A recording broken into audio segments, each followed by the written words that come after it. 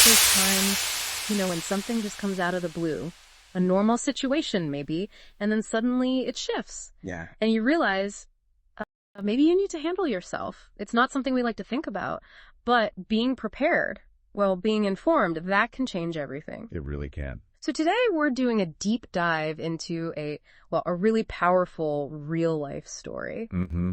And it's about Katie. She's a student at Self-Defense Academy, COS, and she recently had this situation where her jiu-jitsu training was absolutely essential. It's a great chance to learn from someone's actual experience. Exactly. And we're looking at a couple of things here today. There are some excerpts from a YouTube video. It's on the Self-Defense Academy COS channel called Katie Encounter Video, using her jiu-jitsu. Right. And also a blog post from their website. The title is When Training Becomes a Reality, Having to Actually Use Our Jiu-Jitsu, Katie's Story. So our aim here isn't just to retell the story. We want to dig into what really happened, how Katie used her training, not just the moves, but the mental side too. Yeah. And figure out what the key takeaways are for anyone, really, who's thinking about personal safety. Okay, so let's set the scene. Katie's on a date. They're at a concert. Seems normal enough. Right. And she runs into an old friend who's actually feeling pretty sick. So Katie stops, gives her a quick hug, some support, just being kind. A totally normal, decent thing to do. But when Katie got back to her date, things kind of flipped. Yeah. What happened? Well, he apparently reappeared, but he was really agitated. Started pushing her, accusing her of, acting inappropriately with her friend out in the lobby. Wow. That's a stutter escalation. It really is a reminder of how fast misunderstandings can, blow up. So Katie must have been taken aback, trying to figure out what was going on. He's twisting her. Just being defensive. Exactly. She tried to explain, apparently, but he was already kind of getting loud, confrontational. Okay, and this next bit is really important, I think, what Katie decided to do. It is significant, yeah. Yeah. Because she realized almost immediately she didn't actually owe him an explanation. Yeah. Not when he was acting like that. Aggressively. Right. That awareness, that sense of, I don't have to engage with this, that's powerful. It really is. It's a key part of, self-preservation.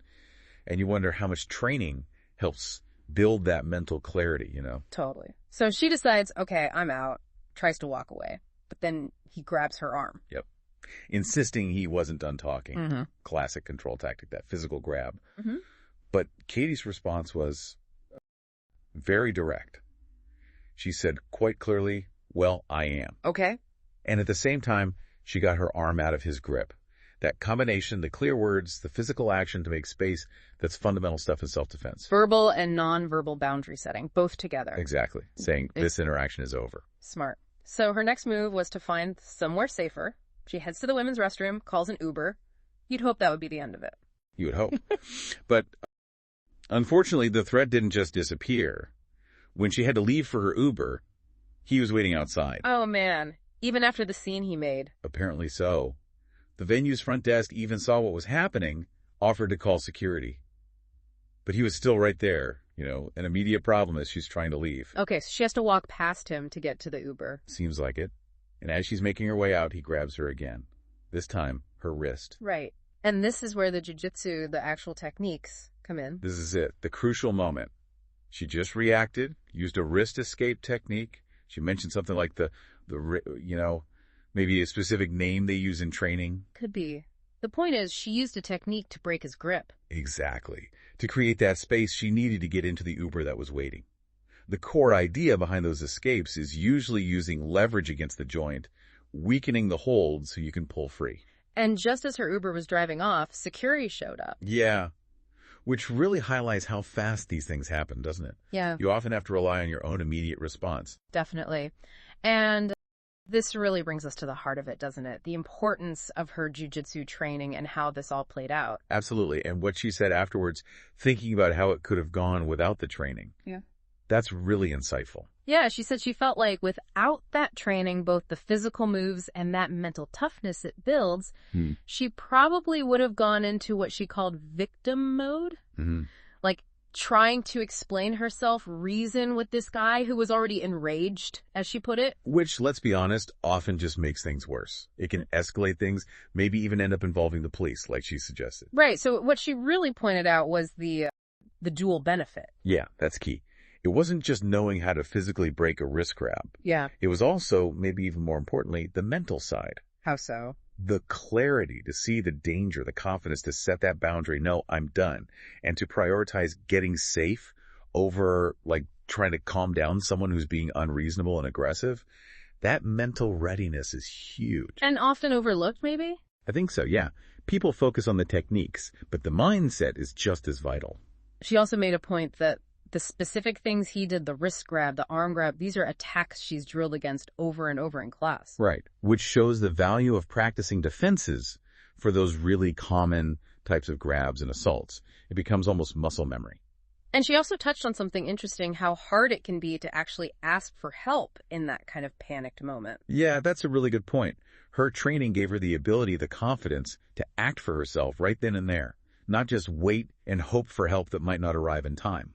The blog post from the Academy really backs this up. It describes her movements, saying they had, let me find the quote, the fluidity and decisiveness of a seasoned practitioner. Nice. And it says she used her jiu-jitsu skills to defend herself, creating space and securing her safety. And the blog also highlights the mental aspect, doesn't it?